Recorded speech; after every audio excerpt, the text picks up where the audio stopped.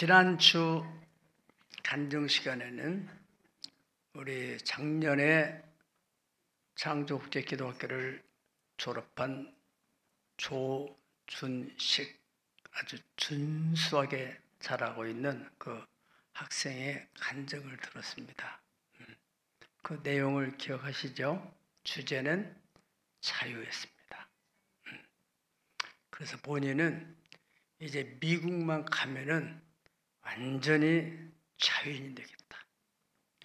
한마디로 말해서 부모님의 간섭 혹은 잔소리에서 벗어나서 자기가 마음껏 하고 싶은 걸 다 해보고 또 좀 즐기기도 하고 이렇게 해야 되겠다는 꿈을 가지고 가서 진짜 누구도 간섭하지 않는 그런 자유로운 세상에서 마음껏 자유를 누리며, 그렇다고 해서 뭐 탈선한 건 아닌데 나름대로는 이렇게 자유롭게 조금만 다른 표현 한다면 방종을 했는데, 엄마의 전화 한 통을 받고서 정신을 바짝 차려가지고 내가 이렇게 살아서는 안 되겠구나. 그래가지고 정신을 차리고 다시 마음을 가다듬고 여기 있을 때와 같이 그렇게 열심히 공부를 했다고 하는 간증이 북한식으로 표현하자면 자비판입니다. 쉬운 말이 아니잖아요. 쉬운 얘기 아니잖아요. 자기는 진솔한 얘기를 다 듣는다는 게 사실은요. 대다수 유학생들이 미국 나가면은 누구도 간섭하는 사람 없으니까 그 자유롭게 마음대로 행동하다가 나중에는 미국 대학은 들어가기는 쉬운데 나오기가 어려워요. 학점이 안 쳐지면은 못 나오는 거거든요. 그런데 그 학점을 이수 못해가지고 나오지 못하는, 유학에 실패하는 아이들도 적지 않습니다. 그 이유는 영어가 잘 안 되고 또 한국 애들끼리 서로 말이 편하고 외국인을 만나려면 이 말이 안 되니까 답답하고 스트레스가 쌓이고, 그러니까 한국 애들끼리 막 여기저기 모여들어서 막 돌아다니다 보면은 시간이 부쩍부쩍 지나가잖아요. 참 자유라는 거 얼마나 소중한 가치입니까? 요즘에 청년들이 결혼을 자꾸 늦추는 이유, 여러 가지 사정이 있겠죠. 경제적인 사정도 있고 자기 개인적인 사정도 있겠지만은 대체로는 간섭을 받기 싫어서. 일단 결혼하면은 남자는 여자의 간섭을 받아야 되고 여자는 또 남자의 간섭을 받아야 되고, 결혼하자 싱글로 있으면 내 마음대로 내가 자고 싶을 때 자고 먹고 싶을 때 먹고, 그런데 일단 결혼하면 서로가 서로를 이렇게 묶이게 되잖아요. 또 뭐 친척들 있다면 또 거기에 또 매여서 어디 놀러 가고 싶어도 휴가철에 마음대로 놀러도 못 가고, 그래서 간섭을 받기 싫고 자유롭게 살고 싶어서 자꾸 딜레이를 시킨다는 거예요. 여기 계신 여러분이나 저도 마찬가지예요. 예수를 믿는 것을 자꾸 사람들이 꺼려하는 것 중에 하나도 따지고 보면은 교회에 나가게 되면 뭔가 간섭을 받는다. 그런 부담. 또 교회를 다니면서도 중도에 포기하는 성도들, 저는 자꾸 왜 안 나와서 무슨 일이 있어서 자꾸 간섭을 하니까 그걸 귀찮았다 이거예요. 그래서 중도에 포기하는 경우도 있고, 또 교회에서 직분을 가지고 있다가 아이고 이게 너무너무 힘들다. 자꾸 간섭, 셀을 몇 명이 모였냐, 여성이 뭐 어떠냐, 아이고 내가 이런 간섭받는 것보다는 차라리 다 내려놓고 편하게 살고 싶다. 그런데 도저히 그런 데서 벗어나기 어려우면은 아주 교회를 떠나서 다른 교회로 편안하게 신앙생활하는 경우도 없지 않아 있다는 사실을 우리는 다 알고 있습니다. 그런데 우리가 꼭 기억할 것은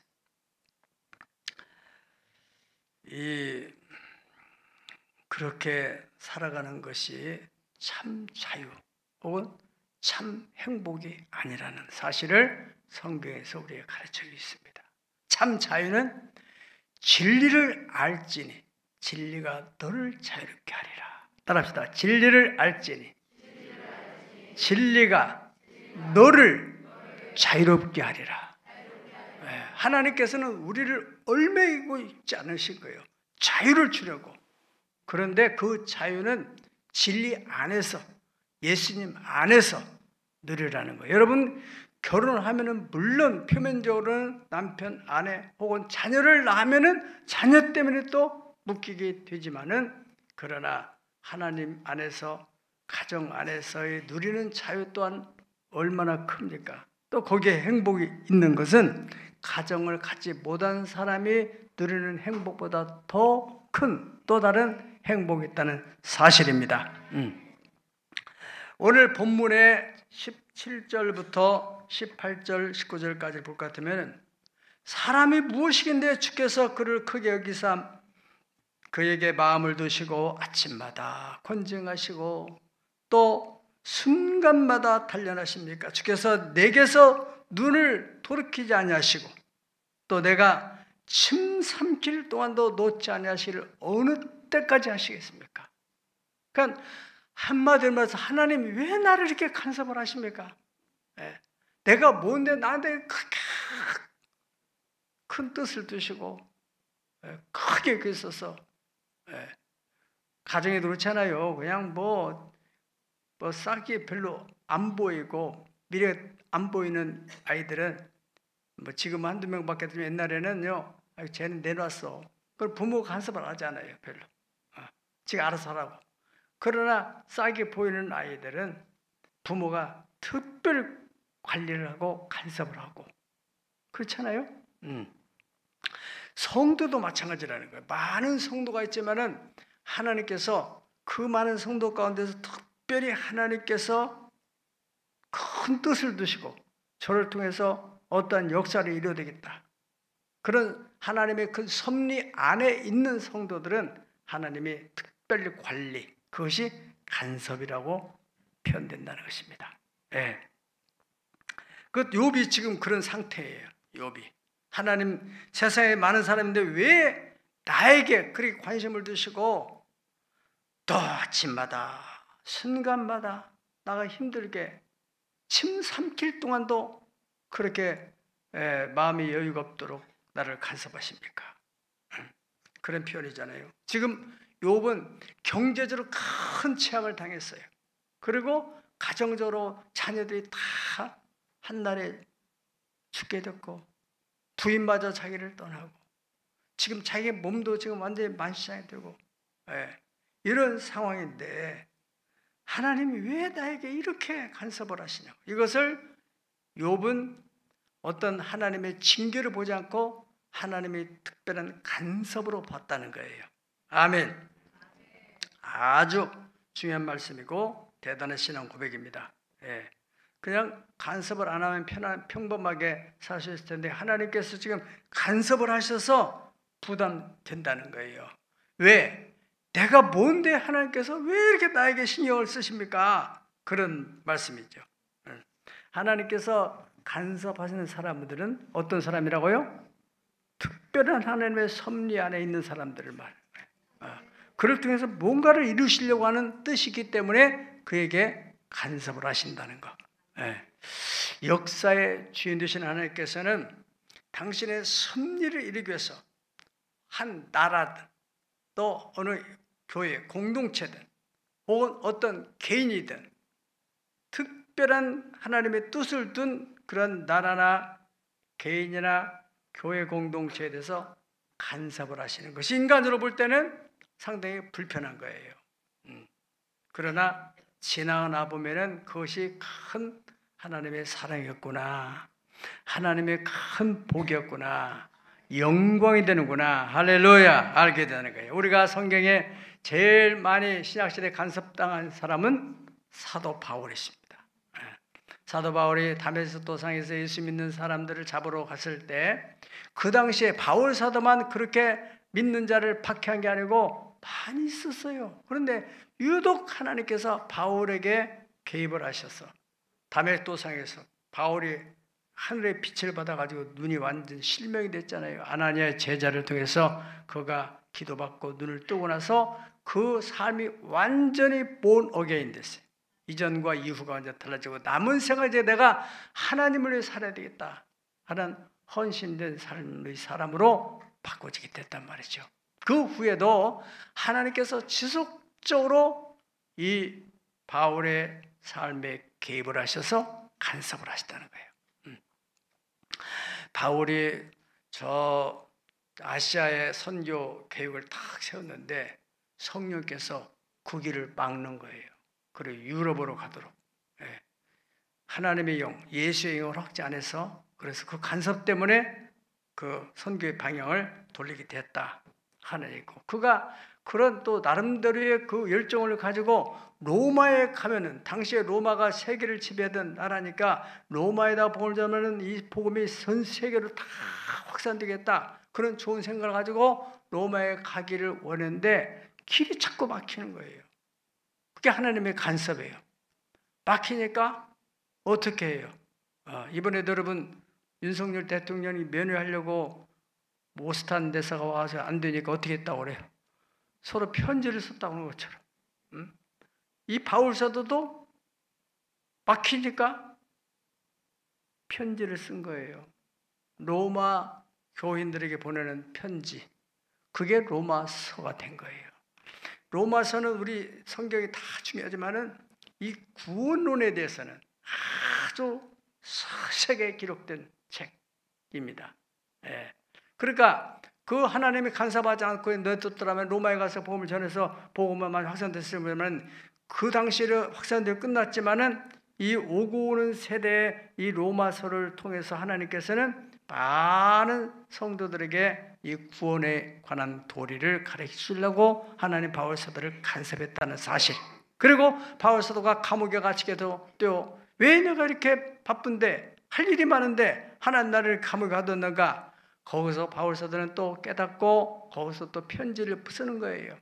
그 감옥에서 쓴 편지, 그게 바로 옥중서신이라고 에베소서, 빌립보, 골로새, 빌레몬 이런 성경들이 거기서 나오게 됐습니다. 뿐만 아니라 이제 하나님의 때가 돼서 로마로 가게 되는데 로마로 가는 도중에 그 제중에서 유라굴로 광풍을 만나게 됩니다.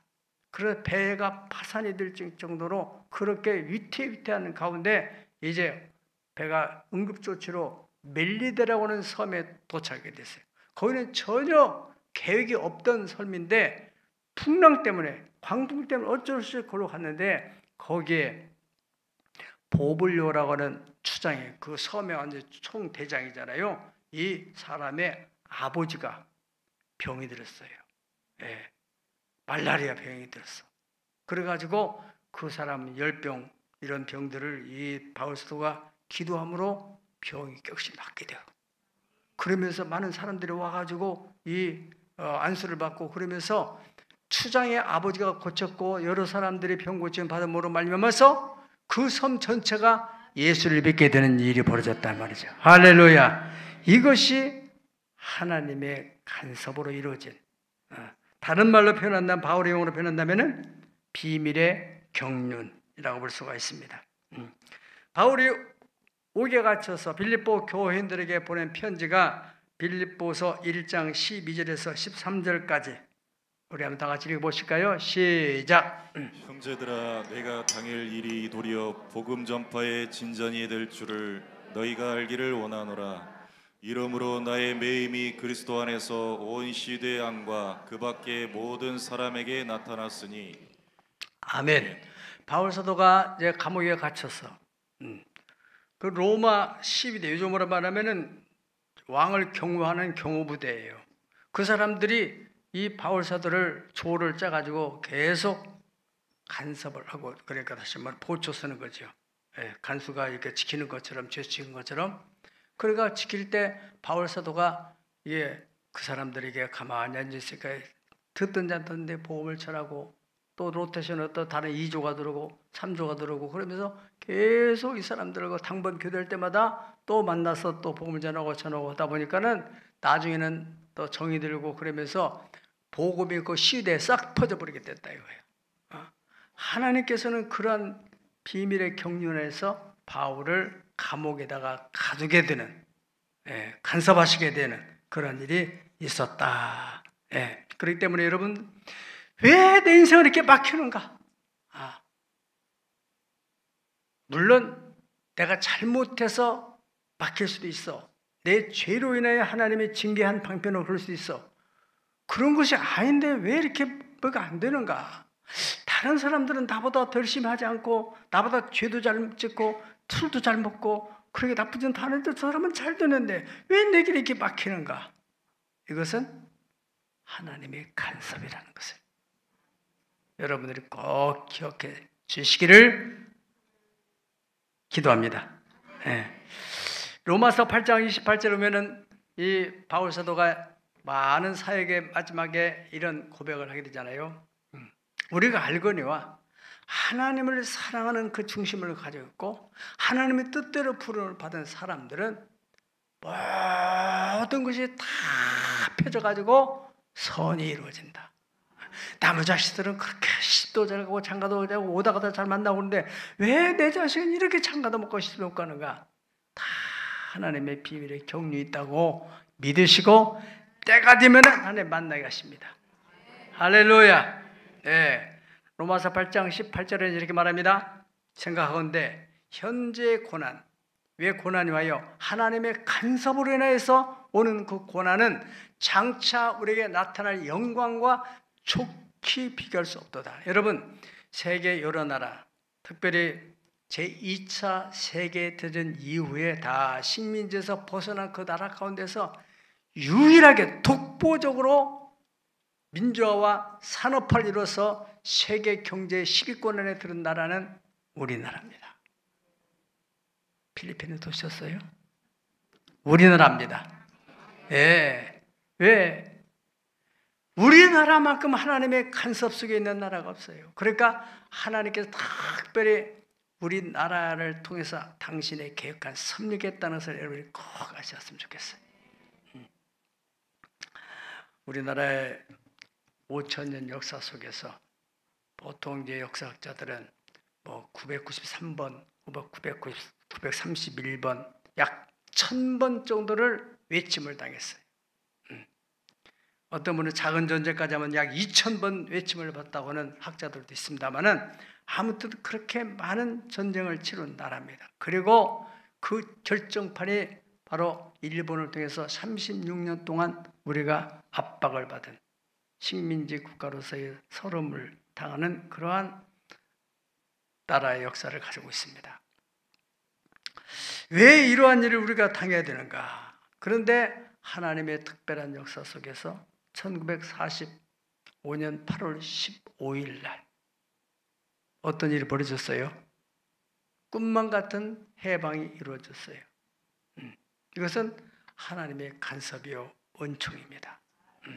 그 미국이 우리나라를 해방시켜줄래 해방시킨 게 아니고 일본과 미국과의 전쟁을 통해서 미국에서 히로시마 나가사키에 핵폭탄을 터뜨림으로 일본 천황이 항복을 하고 이 동아시아 지방에 자기들이 다 정복하고 있는 나라에 다 해방이 자동적으로 이루어질 수밖에 없었던 그런 역사입니다.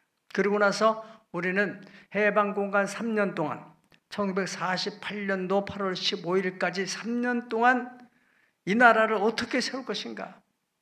좌익과 우익 속에서 많은 토론도 하고 갈등도 하고 그러다가 결과적으로 북한은 북한대로 남한은 남한대로 그래서 분단해서 거기는 소련식 사회주의 국가로 우리 남한은 이 미국식 자본주의 시장경제 국가로 이렇게 세워지게 된 것입니다. 48년도 8월 15일에. 그리고 나서 여러분들이 그 나라가 세워지기 전에는 뭐가 있어야 돼요? 예? 해방, 그러니까 다시 말하면 45년 해방되고 난 후에 이제 그와 3년 동안에 해방과는 여러 가지 문제들이 있었지 않았어요? 그 바로 48년도 5월 10일 날 바로 총선거를 유엔 감시회에서 하고 그래서 거기서 세워진 국회의원들이 이제 법도 제정하고 그러다가 바로 48년도 5월 30일에 재헌국회가 열려지고 법이 만들어진 그 법을 7월 17일 날 공포하고 엊그저께 재헌절 있잖아요. 공포를 하고 그 다음에 바로 8월 15일 날 정부가 탄생이 된 것입니다. 그리고 그 해에 여러 우여곡절, 소련을 비롯한 헝가리 이런 나라들이, 동구권에 있는 나라들이 우리 이 나라가 유엔에 가입하는 것을 그렇게 반대를 하고 했지만은 유엔의 회원국으로 극적으로 거기에 가입을 하게 돼서, 그리고 난 후에 48년도 12월경인데 49년 50년 6월 25일, 그리고 약 1년 반 만에 6.25 전쟁이 터졌는데 우리 힘으로는 정할 힘이 없었잖아요. 속수무책으로 저 낙동강까지 밀려가고 있을 때 하나님께서 우리가 유엔에 가입했기 때문에 회원 국가라는 그런 지위 때문에 유엔에서 결의해가지고 16개 나라들이 우리나라에 원정으로 와가지고, 그래서 우리가 인천 상륙전 성공하고 해방 다시 북진하다가 결과적으로 38선을 긋고 우리가 이제 안정을 찾아서, 안정을 찾은 이후에 오늘날 70여 년 만에 이렇게 큰 경제 대국을 이루게 된 것입니다. 지금 우리나라 여러 가지 혼란스러운 형상 때문에 사람들은 말하기를 이게 나라가 왜 이러나 그렇지만은 이것도 다 하나님의 비밀의 경륜 안에 있는 것이라고 우리는 믿습니다. 반드시 그렇게 될 거예요. 그래서 하나님의 섭리 가운데 여러분 말씀드린 대로 이 나라는 세계 열방을 회복시킬 그런 하나님의 섭리가 있는 나라예요. 그러니까 그런 모든 걸 다 하나님이 이것저것 다 경험하게 만들어서 어려운 나라들에 대한 그 아픔을 품는, 다시 말하면 동병상련의 마음을 가지고 약속들을 품어낼 수 있는 그런 큰 마음을 가지고 나라로 만들어가고 있다는 사실을 우리는 기억해야 될 것입니다. 우리 교회도 보면은 하나님의 간섭 속에서, 여러분 우리 교회가, 여러분들은 우리끼리 있으니까 이게 어떻게 잘 몰라요. 어떤 교회인지를. 금강산에 사는 사람들은 금강산이 얼마나 아름다운지를 몰라요. 맞아요, 안 맞아요? 그러려니 한단 말이죠. 그와 같이 우리 외부 사람들이 우리 교회 오면은 이야 대단하다. 몽골 가면 또 사람들이 이야 놀랍다. 그렇게 말을 하는데 말이죠. 그런 우리가 이제 박물관을 만들고 또 국제학교를 만들고 이런 과정들이 다 무엇으로 인해요? 하나님의 간섭을 인해서. 크림빌트시고 어찌할 길이 없어가지고 어떤 돌파구를 찾는 과정 속에서 이제 박물관도 만들어지고, 또 물론 이제 우리 교육에 대한 목표는 개척들이 시작했지만은 그런 박물관은 그런 땅이 있으니까 거기서 국제학교가 이루어지게 되고, 이 국제학교를 통해서 또 이 원어민 교사들이 9명이서 자비회라고 온다는 거, 이거 보통 일이 아닙니다. 우리만 몰라요 지금. 여러분 어느 교회가 외국에서 이게 어중이 떼중이 교사가 아니라 태설 전공을 한 교사들이에요. 그 사람들이 와서 우리 자녀들을 위해서 봉사로 온단 말이죠. 참 놀랍고 놀라운 일입니다. 여러분들이 이러한 하나님의 역사에 대해서 알고 감사하는 마음. 그래서 아이들이 이제 영어의 눈을 뜨게 되고, 입이 열리게 되고, 귀가 열리게 되고, 그러면서 영어에 또 꿈을 갖게 돼요. 여러분들이 우리나라의 대학을 나와도 솔직히 말해서 다 알기는 아는데 입이 안 열리는 거예요. 사람을 만나야 돼요, 사람. 강남에 있는 사람들이 다 강남에 그 학원들에게는 다 원어민들이 와 있어요. 그런데 여기서는 원어민 만나기 쉽지 않잖아요. 물론 여기도 그런 학원들이 있긴 있지만은, 그러나 우리가 이 원어민을 만나서 그 아이들에게 자유롭게 얘기할 수 있는 거, 또 그 문화를 배우고 놀라운 기회입니다. 누구든 다 간섭받는 것은 불편할 수 있고 또 답답할 수도 있고 힘이 들 수도 있습니다.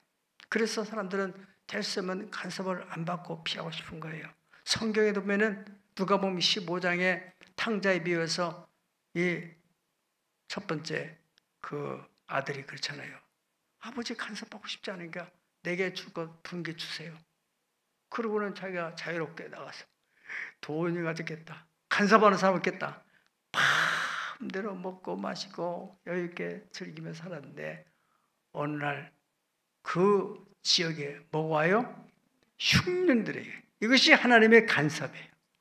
그 흉년을 해야 먹을 것이 없고 어디 취직을 해도 돼지 기는 집에 같이 된 돼지가 먹는 그 주염 열매까지 너무너무 배고프니까 그거 먹다가 주인한테 걸려가지고 야단 맞아가지고 눈에 눈물을 푹 쏟으면서 그래도 우리 아버지는 이렇게까지 야박하지 않은데 아버지 입으로 돌아가야 된다.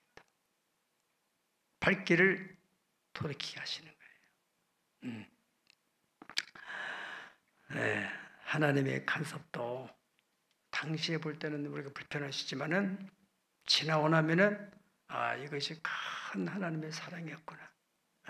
여기 우리 교회에 오래 계신 분들은 다 알지만은 그 박물관에서 너무너무 예배당도 짓고 막 땅은 3,500평 넓은 땅이지만은 현실적으로 그림벨 타는 것 때문에 예배당을 못 지니까 막 그 땅은 막 그냥 비만 왔다면 막 이 땅이 신발을 잡아당겨 가지고 너무너무 할 때가 힘들어져. 그런 일들이 있었잖아요. 그러니까 다 깨끗한 아스팔트 있는 신도시로 가면은 편하게 신었는데 뭐 때문에 여기 있는가? 여기 남아 있는 분들은 대단한 분들이에요. 그러한 그 아픔, 힘든 과정, 그것이 하나님의 간섭 속에서 오늘날 그런 박물관과 한국의 명문학교 CICA가 만들어진 거 아니겠어요? 네. 자, 이제 여러분들 가운데서 오늘 말씀드려서 그렇구나. 지금 내가 다른 사람에 비해서 이렇게 자꾸 어려움이 있는 거, 이거 뭔가 하나님의 간섭이 있는 거네. 이것만 깨달아도 분명히 거기서부터 새로운 역사가 시작된다는 사실 믿으시기 바랍니다. 하나님께서 간섭하실 방법이 4가지가 있어요. 물론 더 많은 것도 있겠지만 제가 성경을 통해서 기도하면서 깨달은 바는 4가지인데 하나님께서 첫 번째로는 권위자를 통해서 간섭을 하십니다. 부모나 또는 스승이나 또는 직장의 상사나 어떤 공동체의 리더나 이런 사람을 통해서 간섭하는, 이건 지극히 일반적인 간섭입니다. 예수님께서 이 땅에 태어나신 데 있어서 그 예수님을 임신했던 마리아는 나사렛에 당시에 있었어요. 그런데 하나님의 경륜 안에는 베들레헴에서 메시아가 태어나야 되는데 여기서 나사렛에 태어나버리면 이건 큰 문제 된단 말이야. 그 예수님 한 분을 베들레헴에서 태어나기 위해서 하나님이 당시에 로마의 가이사 아우구스토 황제를 감동시켜서 그에게 명령을 내리게만, 행정명령을 통해서 모든 사람들은 다 자기 고향에 가서 호적을 해라. 인구 센서스를 하려고 그렇게 명령을 내려서 어쩔 수 없이 로마의 지배 아래 있던 이 요셉도 자기 고향이 베들레헴이기 때문에 거기에 가가지고 거기서 메시님을 낳게 하셨단 말이죠. 유다서 5장 2절에 유대 땅 베들레헴의 에브라다야 너는 유다 고을에서 지극히 작을지라도 내게서 한 다스리는 자가 나오려고 하는 미가 선자를 통해서 미리 예언한 그 예언을 성취하게 해서 하나님께서 그러한 역사를 만드셨다는 거예요. 당시에 임신했던 이 마리아나 요셉 같은 경우는 얼마나 불편하겠어. 왜 자꾸 이렇게 해서 지금 이 만삭이 돼가지고 어떻게 움직이라고. 그런데 지나고 나서 이게 이런 거구나 알았겠죠. 네. 두 번째로는 하나님께서 환경을 통해서 간섭하십니다. 어려운 환경. 도대체가 이 일 때문에 어쩔 수 없이 방향을 바꿔야 될 수밖에 없는 그러한 환경적인 방법을 통해서 하나님께서 간섭하시는데 나오미, 룻기서에 나오는 주인공 나오미라는 사람이 있잖아요. 그 사람은 어디로 가야 돼요? 이 하나님 메시아의 감을 이어가는 그 중요한 섭리 안에 있는 가정이기 때문에 베들레헴을 떠나면 안 되는데 당장 이 먹고 살기 힘드니까 당장 현실적으로 어렵다는 것 때문에 도피를 하잖아요. 모압 지방에 가서 물론 잠시 우고하려고 하다 보니까 그렇게 마음을 바꿨겠지만은 거기서 며느리도 보고 큰아들도 둘째 아들도 결혼시켜서 두 며느리를 보고 남편과 같이 사는 중에 하나님이 남편을 데려가 버리고 첫 번째 아들 말론도 두 번째 아들 기론도 다 데려가 버리고 말니까 거기서 나오미가 고향으로 돌아가야 되겠다. 이런 마음을 갖게 돼요. 그 환경 속에서 나오미 방향을 돌이키게 돼요. 네. 물론 오르바는 떠나고 루시라는 여인 그 둘째 며느리라고 데리고 돌아왔는데 돌아와서 하나님이 거기에 보아스라 사람을 예비둬가지고 보아스를 만나게 됐어. 거기서 오벳을 낳게 되고 오벳을 통해서 이새를 낳고 이새를 통해서 다윗 왕을 낳으니라. 할렐루야. 이래서 룻기서를 마치게 됐잖아요. 그 하나님의 장대한 계획 그것을 이루기 위해서 하나님께서 환경을 통해 간섭하시고 가나안 땅에 흉년이 들었기 때문에 야곱이 그 아들들한테 야 애굽에는 국무총리가 훌륭한 분이 있어서 양식을 풍년 때 많이 비축해 놔가지고 지금 팔고 있다는데 가서 양식 좀 구해오라고 그랬잖아요. 만약에 가나안 땅에 흉년이 안 들었다면은 야곱이 그 아들들을 애굽에 보낼 이유가 없잖아요. 그냥 그대로 살 거예요. 그런데 흉년 때문에 보내서 거기서 그 형제들이 요셉을 만나게 됐어요.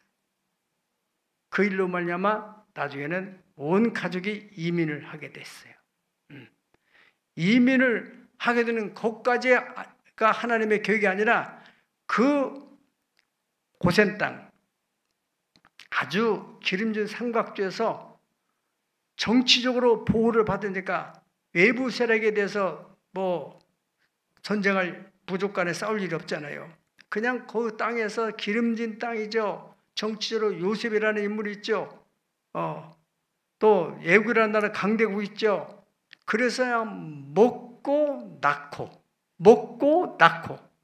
이러다 보니까 인구가 막 폭발적으로 일어나게 된 거예요.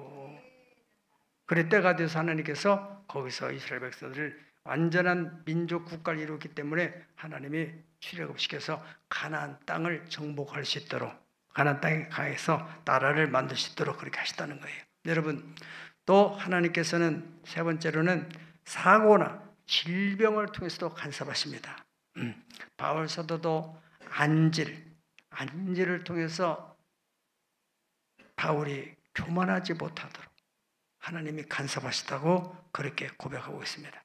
어떤 사람이 선교사로 가려고 선교사 단체에다가 가서 신청을 했는데 여러 가지 시험을 보고서 이제 합격을 하고 그래 선교사로 가기로 딱 계획을 세우고 돌아오는 길에 교통사고를 맞아가지고 이 다리를 절단하게 되는 일이 벌어졌어요.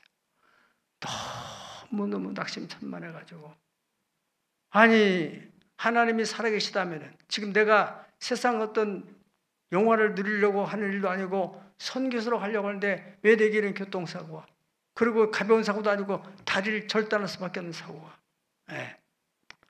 너무 낙심이 됐어요. 어떻든 간에 수술해가지고 치료받고 이제 의족을 고무다리를 끼게 됐다는 거예요. 얼마나 있다가 또 마음에 소원이 일어나서 선교사로 가야 되는데 성령이 자꾸 감동을 주니까 또 어느 선교단체 가서 또 이렇게 어플라이를 한 거죠. 같이 신청을 했는데 지금 제가 이런 상황입니다. 신체적으로. 그러니까 무슨 상황인데 내가 지금 다리가 지금 이렇다고. 이 사람들 인터뷰하고 보니까는 사람이 아주 선교사로 딱 자질이 갖춰져 있는데 다리 하나. 그거 문제 없다. 그래가지고 사람이 선교사 파송을 받는데 식인종 동네에 가게 돼요. 식인종 동네에 가서 거기만 가면은 다 잡아 먹히는 거야. 식인종들한테. 이분도 붙들렸어. 그러니까 막 식인종이 막 큰 일을 내면서 막 이러니까 그 사람이 칼을 달라고. 그러니까 칼을 딱 던져주니까 자기 고무다리를 이렇게 한쪽으로 살을 비워가지고는 씹어보라고 추장한테 쥐고 막 씹어가지고 이야 이 사람은 사람이 아니구나. 하라구나. 전부 다 엎드려 경배를 해가지고 그분들 다 복음하시겠다는 얘기가 있었어요. 이것이 하나님의 비밀의 경륜이에요. 하나님께서 그렇게 간섭해가지고 식인종에 보내는 거예요. 네. 사람으로는 알 수 없는. 네. 마지막 네 번째는 하나님께서 말씀으로 혹은 그 마음에 감동을 하셔서 간섭을 하시는데, 이 방법은 아주 영적 차원이 높은 사람에게 해당됩니다. 영적 수준 있는 사람. 네. 오늘 하나님이 감동을 줘요. 감동. 예레미야 선지자 같은 경우는 하나님의 말씀을 선포하면은 그 백성들이 받아들이지 않으니까 너무너무 힘든 박해를 받고, 그러니까 집에 와서 내가 다시는 복음을 선포하지 말아야 되겠다 라고 생각하고 집에서 참고 기다리다 보면은 가슴속에 마음에 불 붙는 것 같아요. 견딜 수가 없는 거예요. 이것이 하나님의 간섭이에요. 마음으로. 네. 성경 예레미야 9장 20장 9절 우리 다 같이 한번 보시겠습니다. 예레미야 20장 9절 시작. 내가 다시는 여호와를 선포하지 아니하며 그의 이름으로 말하지 아니하리라 하면 나의 마음이 불붙는 것 같아서 골수에 사무치며 답답하여 견딜 수 없나이다. 아멘.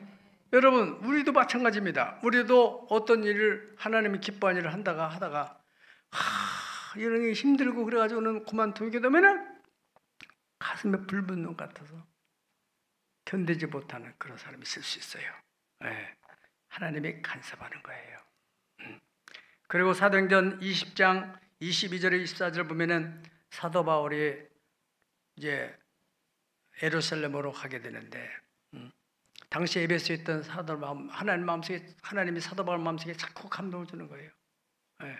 주변 사람들은 예루살렘에 가면 분명히 붙잡힌다. 붙잡히면 감옥 간다. 그런데 자꾸 감동을 줘요. 네.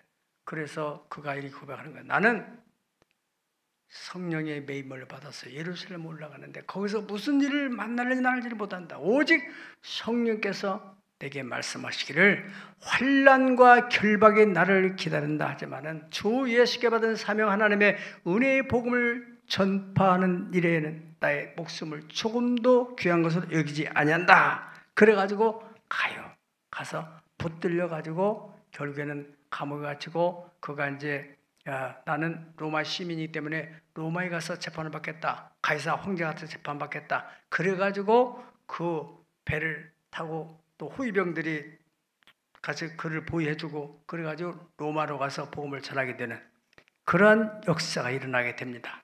예. 이것이 다 하나님의 간섭 속에 이루어지는 것이란 말이죠. 바울 사도, 이 다윗이라는 사람, 그도 하나님께서 다윗을 왕으로 세우기 위해서 얼마나 많은 시간 동안 그를 간섭하고 훈련했습니까? 시편 8편 3절로 4절 보면은 그러한 하나님의 간섭 속에서 깨달은 다윗이 이렇게 고백하는 거예요.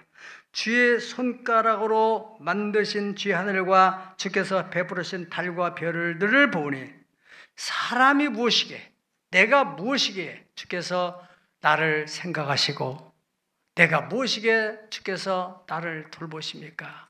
저 우주에는 그렇게 광대한 이 우주가, 달도 수도 해를 쓰는 별들도 아름다운 게 많은데 왜 나한테 이렇게 마음을 두십니까 하나님? 그래 감동 어린 찬양입니다. 왜요? 하나님이 사랑하기 때문에. 하나님이 다윗을 만날 때 너는 내 마음에 탁합한 자다. 내가 너를 통해서 뜻을 이루겠다. 그러한 하나님의 장관 계획, 섭리 안에서 사울을 통해서 다윗을 그렇게 모진 훈련을 하게 만드셨던 것입니다. 사무엘하 7장 14절 볼 것 같으면 하나님께서 다윗에게 그렇게 말하는 거예요. 내가 네 아들 솔로몬에 대해서 그가 잘못했을 때 다른 사람들처럼 내버려두지 않고 사람의 매와 인생 책찍으로 징계해서 간섭해 주겠다. 그렇게 말씀했어요. 선민 이스라엘 백성들이 다른 우상 섬기던 하나님에서 벗어나게 되면 하나님께서 여지없이 간섭을 하시는데 이방 나라 왕들은 그렇게 하는 거 별로 하나님 내비둬요. 그러니까 여러분들 예수 안 믿는 사람들이 술 먹고 담배 피우고 바람 피우고 별짓 해도 그 사람들은 하나님이 잘 나가기만 하는데 왜 예수 믿는 사람들 조금만 무슨 일이 생기면은 하나님이 간섭이 들어온단 말이지. 왜 그래요?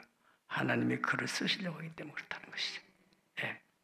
하나님이 간섭하는 일로 말미암아요. 일이 밖에서 뜻대로지 않을 때 우리는 어떻게 해야 되는가? 어떻게 해야 돼요? 환경으로나 혹은 질병으로나 지금 일이 막혔다. 그럼 어떻게 해야 되는가? 기도. 따라 기도. 기도해야 하나님 뜻을 알 수 있어요.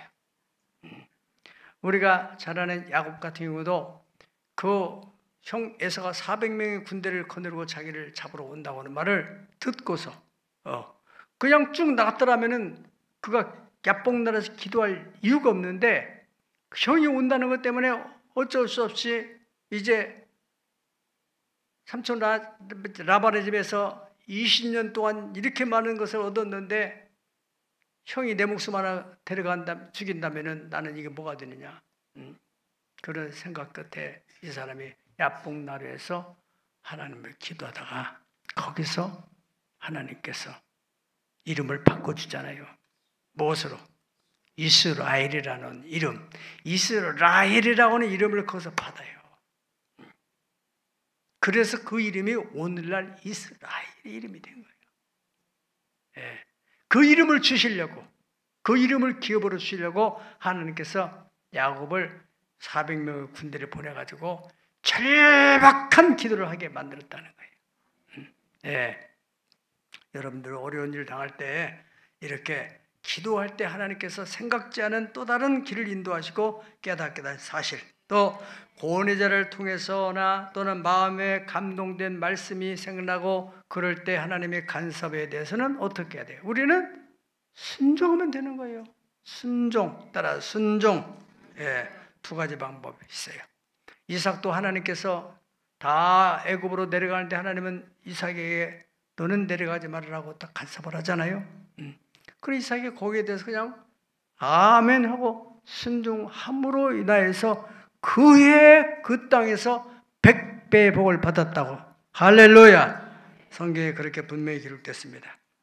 자, 여러분, 왜 수많은 사람 가운데서 욥을 하나님께서 마음에 두시고 아침마다 권징하시고 순간마다 단련하시고 눈을 돌이키지 아니하시고 침 삼킬 동안도 놓지 않으시고 간섭을 했을까요?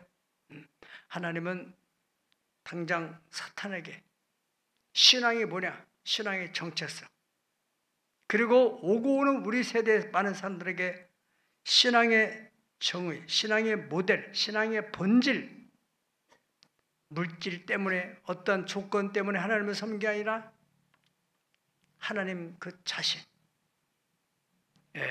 천지와 만물과 만유를 다스리고 주관하시는 하나님. 또 지난 시간에 말씀한 대로 내가 이 문을 다 열어버리더라도 내 육체 밖에서 나와서 내가 그분을 보게 될 것이다. 이것이 신앙이래. 부활.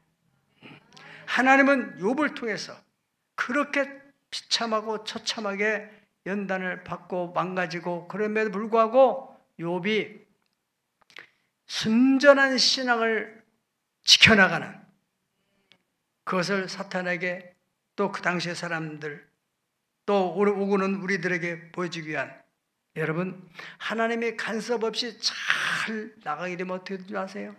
시편 73편에 보면은 아굴 시인이 이렇게 고백합니다. 하나님은 공의로우시고 정의로우신 분인데 왜 저 악인들은 저렇게 잘 나가는데 왜 이게 의인은 뭐가 안 되는가? 이게 괴로운 거예요. 이해가 안 되고 답답하고 이러다가 하나님께 뭔가 작정하고 깊은 기도를 하게 됐어요. 그래서 그가 고백하기를 내가 성소에 들어가서 내가 이를 깨닫게 됐다. 성소에서 깨닫게 됐다. 어떻게 깨달았냐? 악인들은 멸망하는데 어떤 회개할 기회가 없이 그냥 마치 이렇게 나이가라 폭포처럼 쫙 가다가 그냥 푹 떨어져 버리는 것처럼, 악인들은 돌이킬 수 있는 마음이 여유 없이 그냥 막 팍 떨어져 버리는. 하나님 백성들은 하나님께 여러 가지 사인과 경고를 통해서 좋은 길로, 바른 길로 인도해 가시기 위해서 간섭하신다는 사실을 알게 됐다는 것입니다. 그러므로 저 여러분이 우리가 당하는데 왜 내가 이런 일이 이것은 하나님의 간섭이라는 사실을 꼭 기억하세요.